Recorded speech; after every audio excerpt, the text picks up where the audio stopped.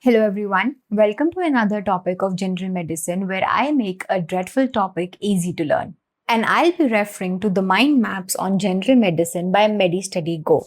So this colorful book has all the topics illustrated descriptively so that you can memorize them easily, and rather than going to some boring books, this book provides you pictorial memory. So let's get into the topic for today, which is an end-stage liver disorder which happens when any initial liver dysfunction is not controlled, and that is liver cirrhosis. So let's get into the lecture for today.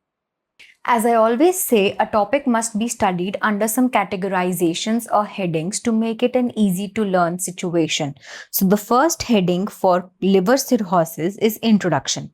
Liver cirrhosis is the end stage of chronic liver disease and involves the entire liver. There are three main morphologic characteristics for liver cirrhosis. This includes fibrosis, regenerating nodules, and the loss of architecture of liver. So whatever the irritant or etiology is, it leads to fibrosis, regenerating nodules for the formation of hepatocytes, and that leads to loss of architecture of liver. This eventually causes deranged blood flow in the liver and leads to portal hypertension. And this portal hypertension eventually leads to liver failure. So this is how liver disease progresses from hepatitis or acute hepatitis to liver cirrhosis to portal hypertension to liver failure. Coming towards the etiology of liver cirrhosis. Now, what are the diseases or etiologic agents which lead to the liver being so damaged? First and foremost are the viral infections, which is hepatitis B and hepatitis C, because these are not self-limiting in nature like hepatitis A. Therefore, they can progress and cause the liver to get damaged more and more. To remember the etiologic agents, you must group them into the similar diseases and similar names, like hepatitis B and C can be remembered together. Secondly, they can be alcoholic liver disease and non-alcoholic steatohepatitis. Though alcoholic liver disease is simple. When a patient is consuming a lot of alcohol, it is going to reach the liver from the gut, and that is going to cause the hepatocytes to be damaged, thereby leading to liver cirrhosis if it is a very frequent activity. Second term related to this is non-alcoholic steatohepatitis. So non-alcoholic means that alcohol is not the irritant over here. Steatohepatitis means fat related. So if the diet has more fat or the patient has more fat accumulation, that is going to create a load on the liver and lead to steatohepatitis. So that also leads to liver cirrhosis in the future. Next category of etiology is primary biliary cholangitis or primarily sclerosing cholangitis. Now, what do these terms mean? So primary biliary cholangitis means that bile ducts in the liver, they are blocked. If bile ducts will be blocked, the bile fluid will not flow. It will have a high amount and blockage in the liver, will not reach the intestine and thereby lead to inflammation in the liver. Second is primary sclerosing cholangitis. In primary sclerosing cholangitis, there are strictures or fibrosis and septae formation in the ducts, which will not let the bile to flow normally and get the liver to get damaged. So this is two terms which are also connected. Next two terms are hemochromatosis and Wilson disease. Hemochromatosis is an increased storage of iron in the body, whereas Wilson disease is an increased storage of copper in the body. If any of the metallic ions increase in the body, the load on the liver for their regulation and metabolism is going to increase. That leads to a damage to the hepatocytes and thereby lead to liver cirrhosis. Last two category is autoimmune hepatitis and Budd-Chiari syndrome. So autoimmune hepatitis is when the antibodies of the body detect ill-formed or irregular hepatocytes and they reduce or they destroy the hepatocytes, thereby leading to autoimmune hepatitis. Budd-Chiari syndrome is when the liver has its own venous outflow. If this venous outflow gets blocked, the congestion in the liver will increase. There will be hepatomegaly, and the damage caused by these infections can also lead to liver cirrhosis ultimately. Now, once we know the etiology, we need to know the pathophysiology of liver cirrhosis. So coming to pathophysiology, When chronic liver injury is present, an irritant is causing hepatitis, but that irritant is not being removed, chronic liver injury is occurring. This liver injury activates the macrophages of the liver, which are known as the Kupffer cells. Now, Kupffer cells are basically the killing cells or the antibody cells. Now, when they destroy hepatocytes, they release cytokines. Also, when any destruction happens, reactive oxygen species are released. So, these cytokines and reactive oxygen species are responsible to activate the stellate cells. Now, stellate cells are a type of fibroblast-like cells which are responsible for the production of collagen. Now, if stellate cells get activated, obviously the production of collagen is going to increase. And an increased production of collagen is going to cause the fibrosis or formation of fibrous septa in the liver. This is going to destroy the structure of the liver. Liver is ideally a spongy tissue with hollow spaces. But if fibrous septa are going to be formed in the liver, this is going to cause the loss of elasticity of the liver, thereby leading to liver cirrhosis. This is the main pathophysiology behind the occurrence of liver cirrhosis. Now, when the cirrhosis happens, there are some nodules formed. These nodules can be of two sizes. Either they can be of less than 3 mm in size or they can be more than 3 mm. Less than 3 mm is micronodular and more than 3 mm is macronodular. If these nodules are formed, the micronodular category is mostly associated with the causation due to alcohol, whereas macro is because of viral hepatitis. So if the cause is alcohol, the liver cirrhosis can be of micronodular type, but if the cause is viral hepatitis, the cirrhosis can be of macronodular type. Now, coming to what happens when the liver is cirrhosed. Now, if the liver is cirrhosed, the function is deranged. This because the structure is not fine. Now, liver has functions like secretion of proteins, detoxification of harmful subjects in the body, and also maintenance of hepatic vasculature. So, if liver is not functioning, the synthetic function goes down. If the synthesis is not happening, the albumin and the proteins are going to decrease and the clotting factors will not be formed. If albumin decreases, it means the protein in the body decreases. So the protein usually holds the water, but if protein is not there, the water will not be held. And this is going to deposit in the spaces in the body, leading to ascites and edema. So there is going to be limb edema and ascites around the abdomen of the patient. Secondly, there are going to be clotting factors deficiency. Deficient clotting factors means easy bruising, easy bleeding tendency in the patient. That is a normal happening which occurs in liver cirrhosis and also a common manifestation which we can have as dentists also. So the patient can have easy bruising and easy bleeding. Next, the liver is responsible for detoxification. Any harmful subject is taken to the liver and it metabolizes it. Now, if liver is not functioning, detoxification will not happen. So the ammonia quantity in the body is going to increase. This ammonia usually has a tendency to get deposited in brain and other vital organs. This leads to the occurrence of hepatic encephalopathy. Lastly, the hepatic vasculature is in itself an important system in the liver and the body. Now, if the liver is getting deranged, septae are being formed, the veins and the arteries present inside the liver will also get affected. Affection in the vasculature is going to cause vascular reorganization, which is going to increase the pressure on the veins.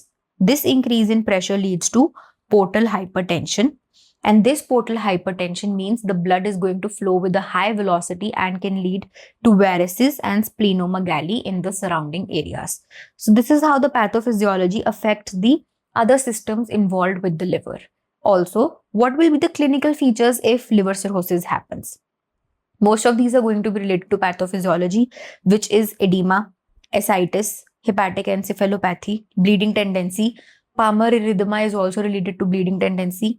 Now there can be gynecomastia because of the inflammation, and there can be jaundice because of the involvement of hepatocytes, and there are going to be spider nevi or telangiectasia. This is a common skin manifestation in cases of liver cirrhosis because liver cirrhosis means jaundice is going to be there. So pruritus is then deranged and further it leads to spider nevi. So this is a characteristic feature which you can get as a question if you are a NEET aspirant and in the NEET questions. After we know the clinical features, we need to confirm the diagnosis and come to a confirmatory conclusion that the patient is of liver cirrhosis. For that, the tests which we need to perform include blood examination, imaging, and liver biopsy.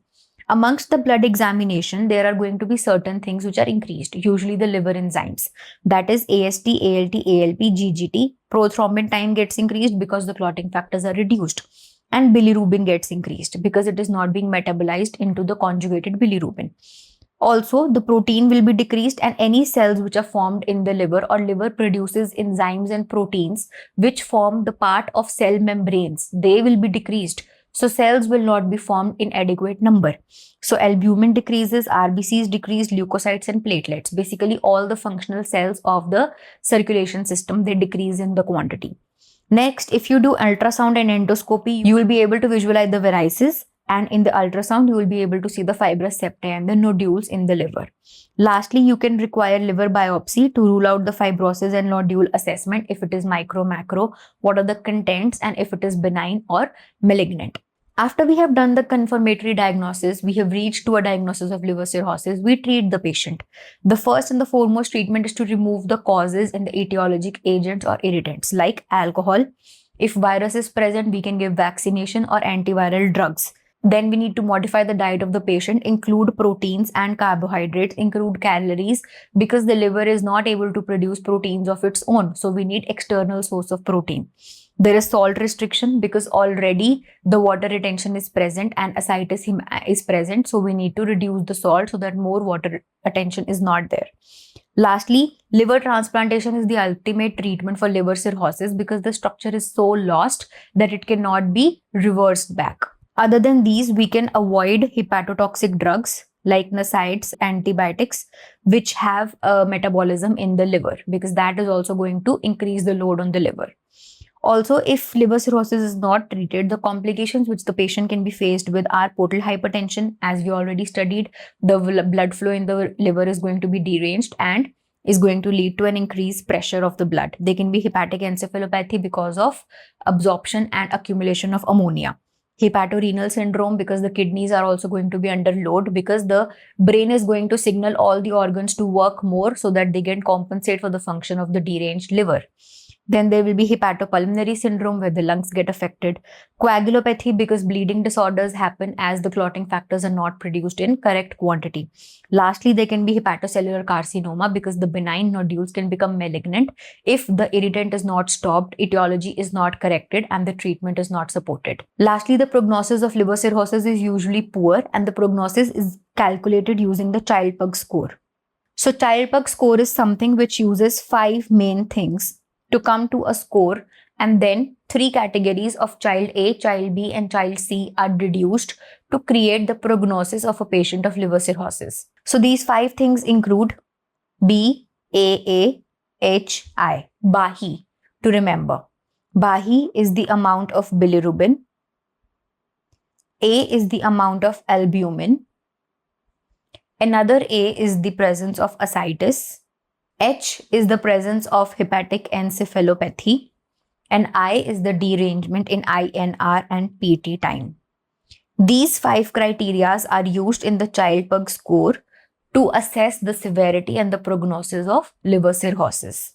Before we compile up the topic for today, so the headings which we've studied are introduction, etiology, clinical features, pathophysiology, the effect of liver cirrhosis on certain systems, investigations, treatment, complication, prognosis, and the Child-Pugh score. If you understand and read the topic under these headings, it always becomes easier to memorize the topic. Before we summarize the topic for today, I'm going to give you one flashcard and one MCQ question to be solved. And such MCQs and flashcards are easily available on our app, MediStudy Go, which is available on the App Store and the Play Store of iOS and Android. So for the flashcard, we have what structural changes occur in liver cirrhosis. So 3 main features, which is nodules, fibrosis, and deranged architecture. They occur. Solving MCQs forms a vital part of the preparation for NEET. So if an MCQ on this topic comes, like the most important investigation to confirm cirrhosis is a plain X-ray abdomen, liver biopsy, ultrasound of the abdomen, or the urine routine. Important investigation to confirm something, that is always going to be something invasive, because any imaging is going to give you an idea of the presence of the disease. But if the option has something invasive, that is going to be a confirmatory diagnosis. So liver biopsy is going to confirm the presence of liver cirrhosis, liver biopsy, because This is going to deduce and show the presence of septae, fibrosis, regenerating nodules, and the deranged architecture of the liver. You can solve many such flashcards and MCQs along with certain videos, notes, and mind maps on our app MediStudy Go.